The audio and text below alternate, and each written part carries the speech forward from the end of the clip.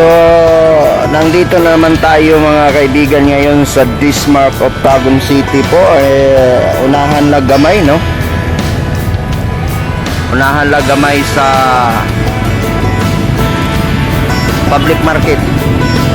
So, tayo naman po ay mamimili ng mga motorsiklo po dito.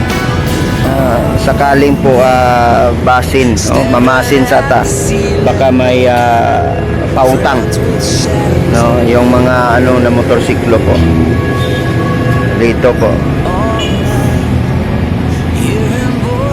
Yan, daming motorsiklo dito sa loob. Oy, palit na po kag motor. Palit na po kag motor, no? Kala nyo, bibili yung walang EDB dito. Nag-inquire sana kami ng EDB po. Walang EDB po dito. PCX lang ang mayroon. May stocks daw pero hindi pa nakaabot. Upo tayo muna kasi dito po nabili natin yung yung CRF 150L po, yung extreme black na model 20 dito po mga kaibigan. Dito po natin nabili sa Dismark. At darating na ang kanyang dumating na po ang kanyang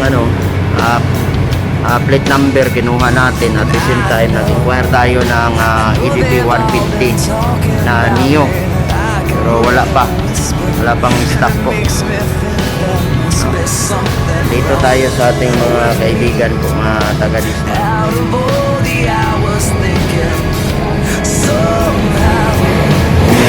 Wala na ako, sir.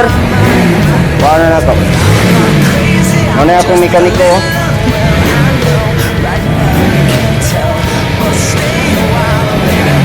Ito po yung sa atin.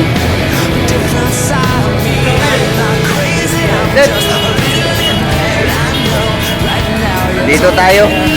Pauwi na. Hindi pwede walang picture dito naman. Tingin ka. Isang lingon. Dito po tayo, no?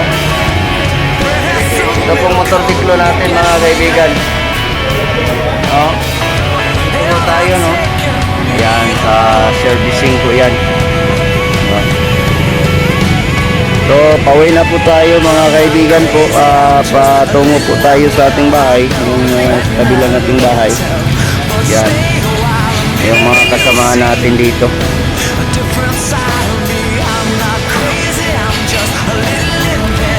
Gusto kayo magpagamot ng ating mga motor, dito lang.